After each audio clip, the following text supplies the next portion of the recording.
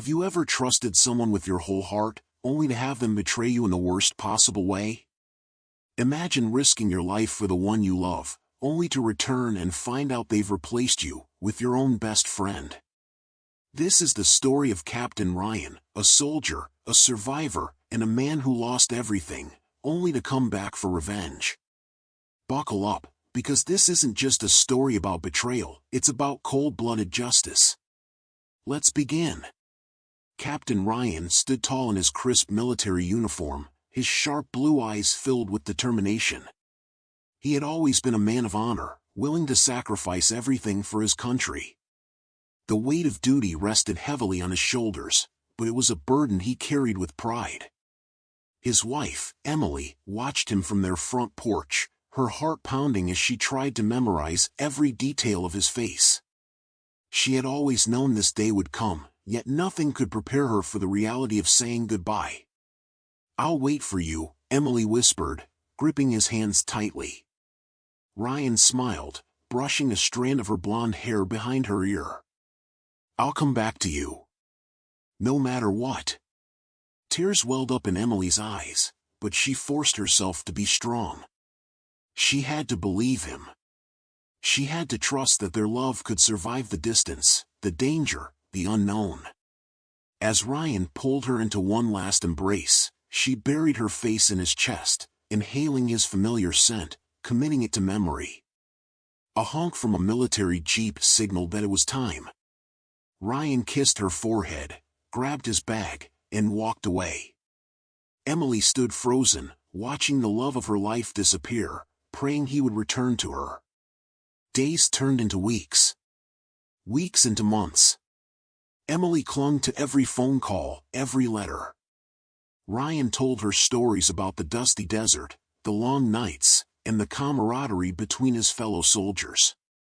He never spoke of the dangers he faced, only of the dreams they had together. Then one night, everything changed. Ryan's unit was deep in enemy territory when the ambush happened. Gunfire erupted in the darkness, bullets flying from all directions. Explosions shook the ground, screams echoed through the night. Ryan and his men fought bravely, but they were outnumbered. A grenade landed near him. The blast threw him across the ground, pain searing through his body. He tried to move, but his limbs felt heavy. His ears rang, his vision blurred. Through the chaos, he could hear the desperate shouts of his team calling for backup. Then, darkness.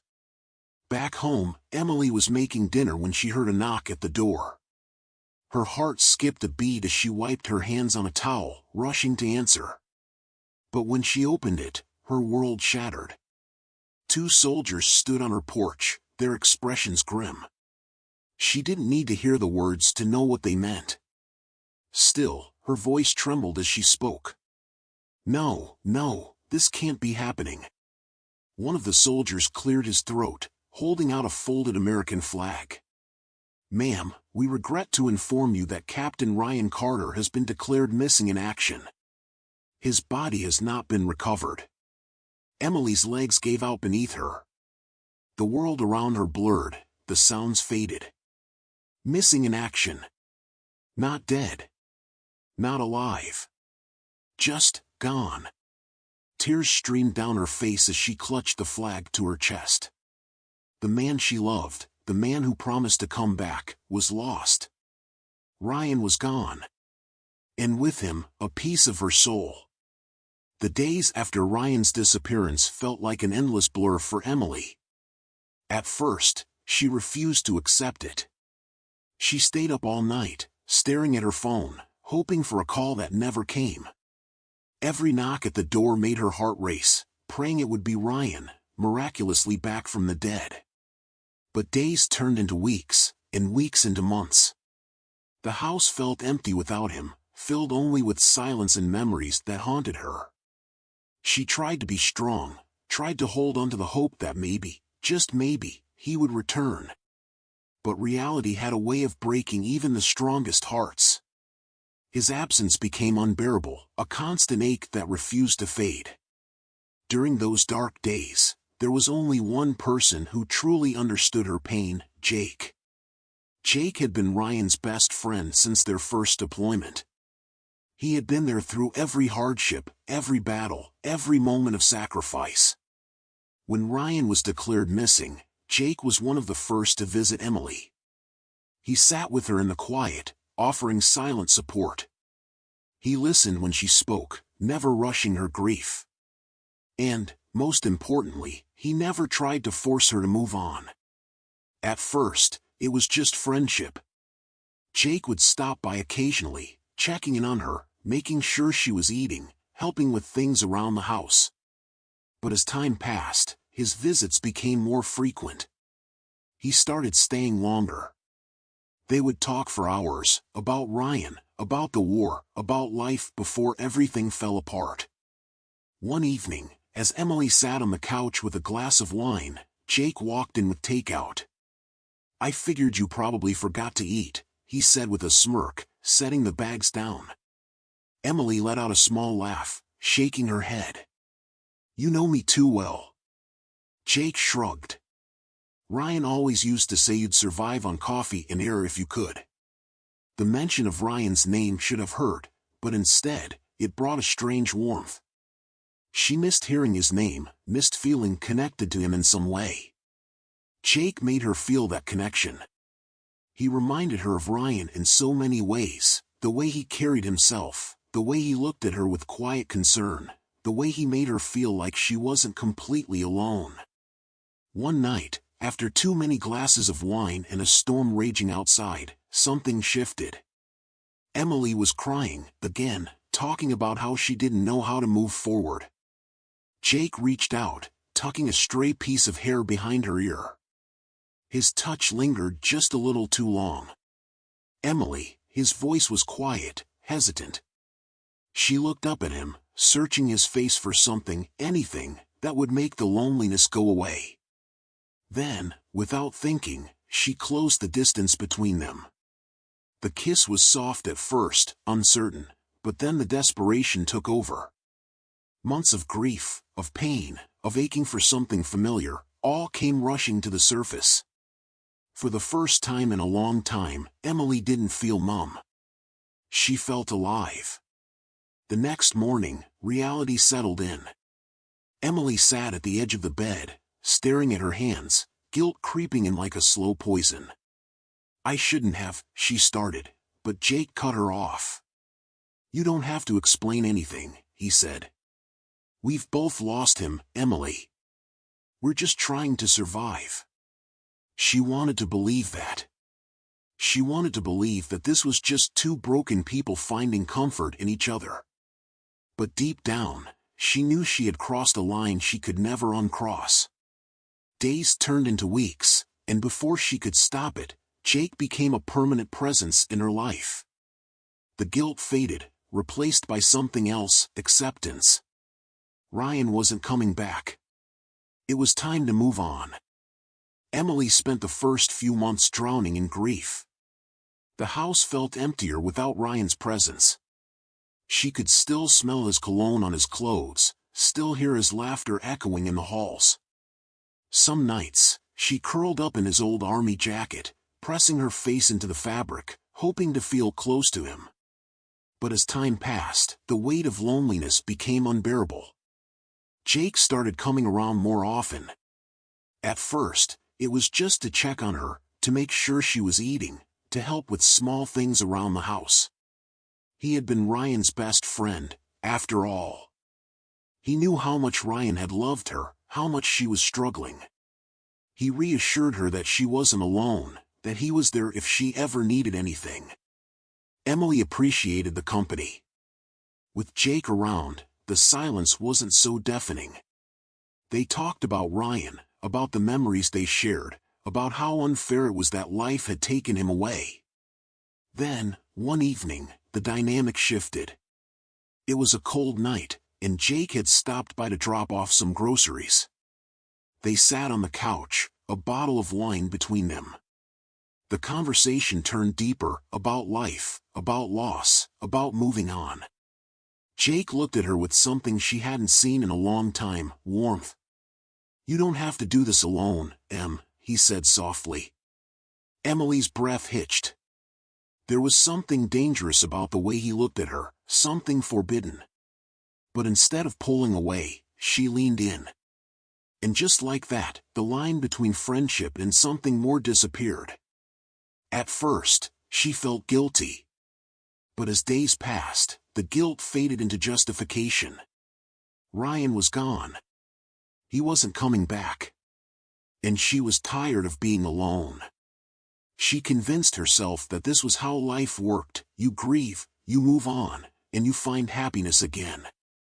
Even if that happiness came in the form of the man who had once been Ryan's closest friend. Thousands of miles away, Ryan clung to life. The explosion had left him unconscious, buried beneath rubble. When he finally woke, his body ached with pain, his vision blurred. He wasn't in a hospital, nor was he surrounded by his own men. Instead, he was in an unfamiliar place, a crude tent with dirt floors, a dimly lit lamp flickering in the corner. Enemy soldiers had found him in the wreckage and taken him as a prisoner. Days turned into weeks. His wounds were treated, but he was weak. He learned to stay quiet, to listen, to wait. He pretended to be more broken than he was, waiting for the right moment. When that moment finally came, he didn't hesitate. One night, under the cover of darkness, he overpowered a guard, stole his weapon, and ran. For days, he trekked through the harsh terrain, pushing past exhaustion, hunger, and pain. He refused to die. He refused to be forgotten. It took months, but eventually, Ryan made it back to Allied forces. From there, it was a blur: debriefings, medical exams, the overwhelming realization that he had survived. Through it all, one thing kept him going: Emily. The thought of her waiting for him, of holding her again, of stepping back into their life, it was the only thing that mattered. When he finally arrived home, his heart pounded with anticipation. He pictured the moment 1,000 times: Emily running into his arms, tears of joy streaming down her face. Instead, what he saw shattered him. Through the window, he saw her, Emily. Laughing. Happy. In the arms of Jake. His world tilted. His breathing slowed. Everything he had fought for, everything he had endured, it had all been for nothing. Emily wasn't waiting for him. She had moved on. And just like that, Ryan's heart turned to ice. Ryan stood in the shadows, his fists clenched so tightly that his nails dug into his palms. Every instinct in his body screamed at him to kick down the door, to demand answers, to make them pay for their betrayal. But as he watched them, Emily laughing, her hands resting on Jake's chest, he forced himself to stay still. This wasn't the time for reckless emotions. Not yet. Instead, Ryan disappeared into the night. Over the next few days, he remained unseen, moving like a ghost through the city. He had spent years training in survival, in patience. Now, he would use those skills against the people who had destroyed him. He watched them. Jake had moved into his house, slept in his bed, drove his car. Emily wore the necklace Ryan had gifted her on their anniversary, while holding another man's hand. Their love wasn't a quiet, hesitant thing built from grief. It was bold, comfortable, as if Ryan had never existed. Ryan's rage deepened, but what he learned next made his blood run cold. One evening, while Jake was out, Emily sat on the couch, flipping through papers. Ryan edged closer to the window, careful not to make a sound. His eyes scanned the documents in her hands. Property deeds. Bank statements. Life insurance payouts. Ryan's stomach twisted. They weren't just together, they were planning to sell everything he had ever worked for. His home, his land, even his father's old military medals. They had already drained most of his bank accounts, spending his money like he had never existed. And then, the final blow. Emily sighed, tossing the papers aside. "It's been almost a year, Jake. You really think he's dead?" Jake chuckled. "Even if he's not, what's he gonna do? Show up out of nowhere? Doesn't matter. Once we sell the house, we're free." Emily smirked. "It's what you would have wanted. For me to be happy." Ryan felt his last shred of love for her die in that moment. It had never been about grief. Never about missing him. It had been about money, comfort, and convenience. They hadn't just betrayed him. They had erased him. But Ryan wasn't erased. And soon, they would know exactly what that meant. The game had begun. Ryan wasn't interested in a simple confrontation. No, they didn't deserve that mercy. They had erased him from their lives, sold his legacy for their own comfort. Now, he would make sure they felt the weight of their betrayal in the deepest, most twisted way possible. And it would start with their minds. It began with small things. Emily came home one evening to find the front door unlocked. She hesitated for a moment, frowning. Had she forgotten to lock it before leaving? She shook off the unease and stepped inside. But then she noticed something strange. Ryan's old army jacket, the one she had packed away months ago, was draped over the couch. Her breath caught.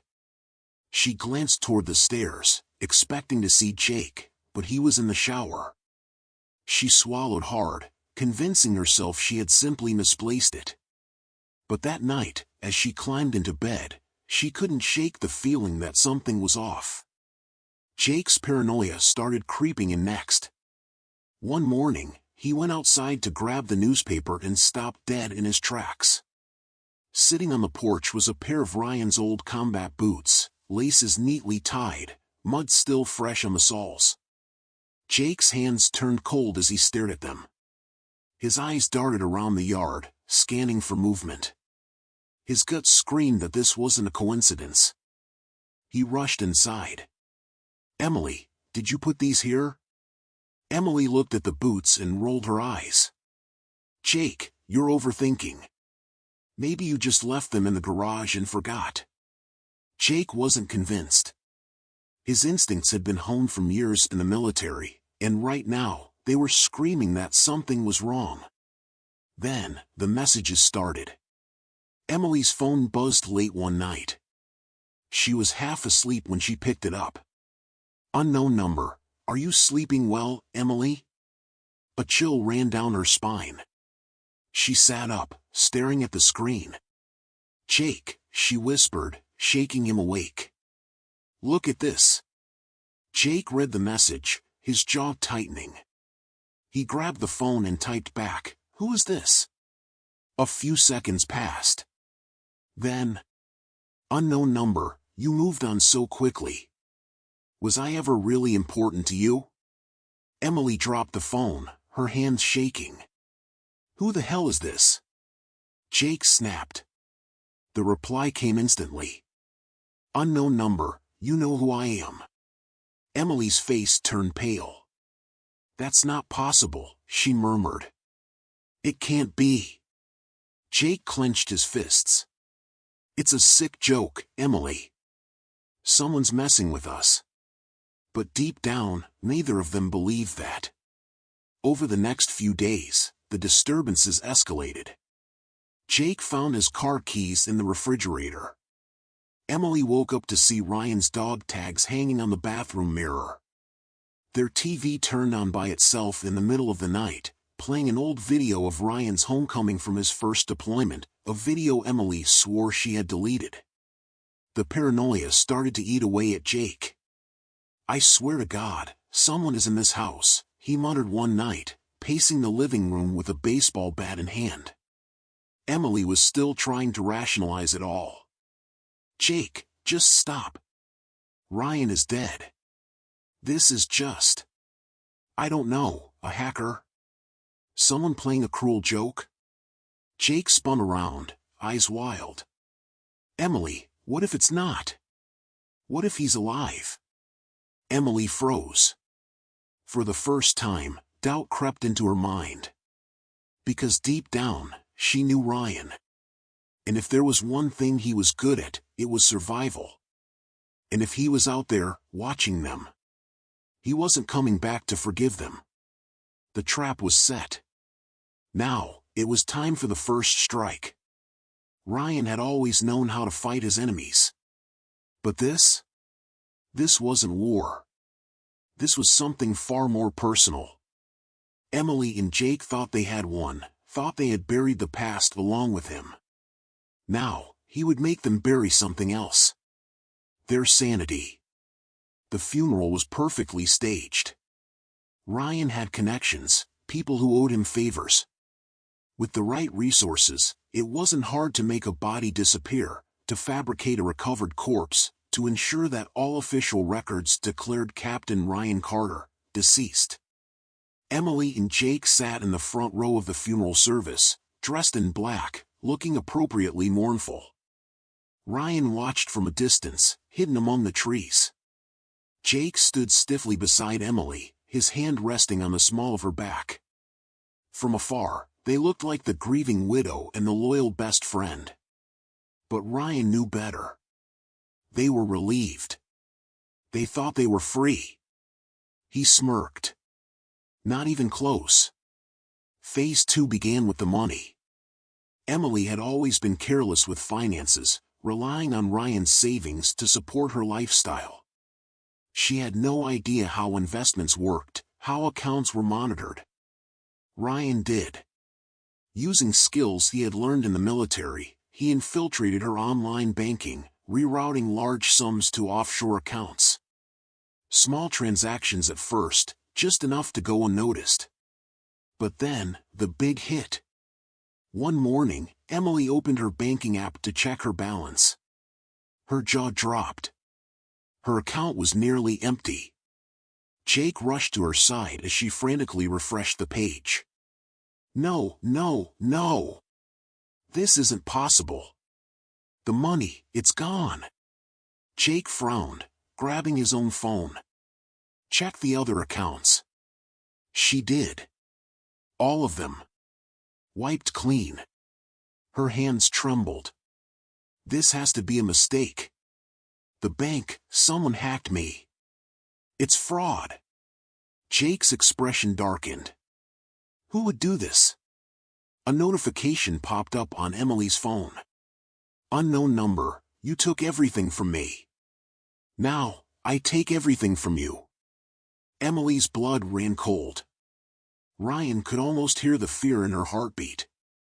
Next, it was Jake's turn. Ryan knew exactly what kind of man Jake was, a coward at heart, always looking for the easy way out. He had betrayed his best friend without hesitation.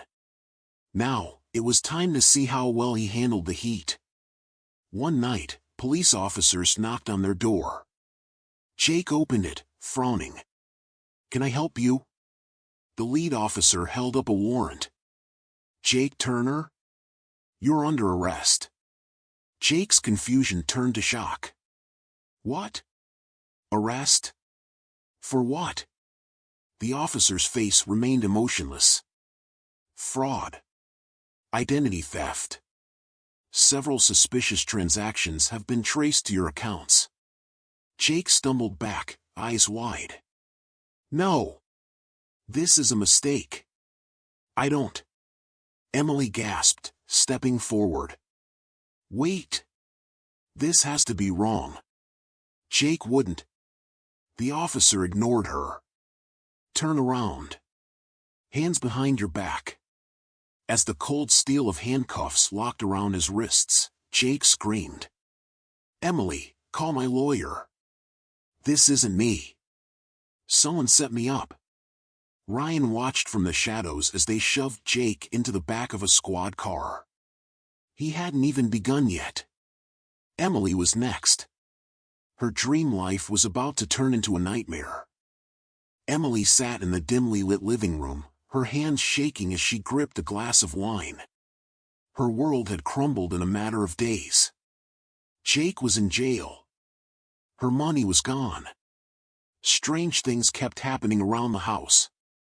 She barely slept, afraid of what would happen next. And then, the final blow came. A soft knock echoed from the front door.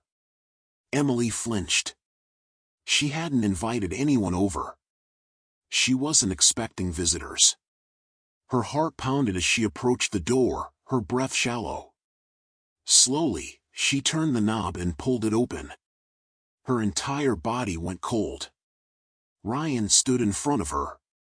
For a moment, neither of them spoke. The world seemed to stop. Emily's grip on the doorknob tightened as she tried to process the impossible sight before her. He was supposed to be dead. Yet there he was, standing tall, stronger than ever, his piercing eyes locked onto her like a predator stalking its prey. She gasped, stumbling backward. No, this can't be real. You're supposed to be dead? Ryan's voice was calm, almost amused. He stepped forward, forcing her inside as he shut the door behind him. I know. That's what you wanted, right? Emily's knees buckled, and she collapsed onto the couch. This wasn't happening. Ryan was alive. And he knew. She opened her mouth to speak, but before she could, the door burst open again. This time, Jake stormed in, his face twisted with rage. His clothes were disheveled from the hellish night in jail. Emily, what the hell is going on? My lawyer bailed me out, but his words died when he saw Ryan standing there. Jake's face drained of color. He whispered, his voice barely audible. Ryan turned to him, his lips curling into a cold smile. Miss me? Jake snapped. With a roar, he charged at Ryan, throwing a wild punch. Big mistake. Ryan dodged effortlessly, stepping to the side as Jake's fist swung through empty air. Before Jake could react, Ryan grabbed his arm, twisted it behind his back, and shoved him face first against the wall. Jake grunted in pain, completely powerless. Still as sloppy as ever, Ryan muttered, tightening his grip before shoving him away. Jake stumbled, his chest rising and falling in ragged breaths. Emily was frozen in place, her mind reeling. Ryan, please, listen to me. Ryan turned to her slowly, his expression unreadable. Oh, I've listened enough.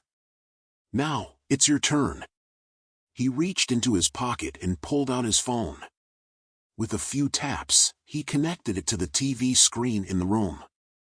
Emily's stomach twisted as she saw a series of images and videos appear. Pictures of her and Jake together.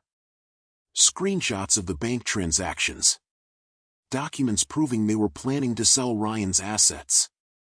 A recorded conversation where she told Jake she had moved on and didn't care if Ryan ever came back. Emily's entire body trembled. And then Ryan did the unthinkable. He grabbed the remote and pressed a button. The front door swung open. Emily's parents stepped inside. Jake's colleagues. A few close friends. They had all seen everything. Emily's mother gasped in horror. Emily, what is this? Tears filled her father's eyes. You said you were grieving, you said you loved him, but all along, you? Emily couldn't breathe. No, Dad, Jake tried to salvage what little dignity he had left. This isn't what it looks like. He's manipulating you all. Ryan chuckled. I think the evidence speaks for itself. Emily's entire world collapsed. The truth was out. Everyone knew. And Ryan? He just stood there, watching as everything they built crumbled to dust. Emily collapsed onto the floor, her entire world crumbling around her. The truth had been exposed, and there was no escaping it. Her parents looked at her in disgust, her friends whispered amongst themselves, and worst of all, Ryan just stood there, watching her downfall with cold, detached eyes. Jake, still recovering from Ryan's earlier attack, wiped the sweat from his forehead, his mind racing for a way out. But there was none. The police had arrived. 2 officers entered, one stepping forward with handcuffs. "Jake Turner, you're under arrest for fraud, identity theft, and embezzlement." Jake's face turned a sickly shade of pale. "No, wait. I was framed. You don't understand. It was him." He pointed wildly at Ryan, desperation laced in his voice. The officer didn't even hesitate. "We have financial records, security footage, and multiple witness statements. You can explain yourself in court." Jake panicked. "Emily, do something. Tell them." But Emily just stared at the floor, her lips quivering. What could she say? There was no defending this. They had betrayed a man who had given everything for them. And now, it was over. Jake tried to resist, but the officers slammed him against the wall before dragging him out the door. His screams faded into the distance. Silence filled the room. Emily lifted her tear-streaked face to Ryan. She didn't even try to make excuses. Didn't try to lie anymore. Instead, she crawled toward him, sobbing uncontrollably. "Ryan, please," she whispered, her voice raw. "I was wrong. I made a mistake. I still love you." Ryan didn't move. Didn't blink. Didn't react at all. She clutched his leg, crying harder. "Please don't leave me like this. I'll do anything to fix this. I'll make it right. Just, don't walk away." For a moment, Ryan simply stared down at her. Then, he did the one thing she feared the most. He turned around. And walked away. Without a word. Without a second glance. Emily collapsed into a heap, her wails echoing through the empty house. But Ryan was done. Flash forward, 1 year later. Ryan stood on the deck of a beachfront cafe, sipping his coffee as the sun dipped below the horizon. The salty breeze kissed his face, and for the first time in a long time, he felt something close to peace. He had left everything behind, the betrayal, the pain, the revenge. Now, he had a new life. A job helping fellow veterans. A community that truly respected him. A woman who loved him for who he was, not for what he could provide. His heart was whole again. And as for Emily, she was exactly where she deserved to be. Emily sat alone in a small, run-down apartment, flipping through old pictures of Ryan. Her once perfect life was gone, her family had cut ties, she had no money, and Jake? He was rotting in prison. She had thought she could live with her decisions. Thought she could justify what she had done. But in the end, she had lost everything. And Ryan? Ryan had moved on. And that was the worst punishment of all.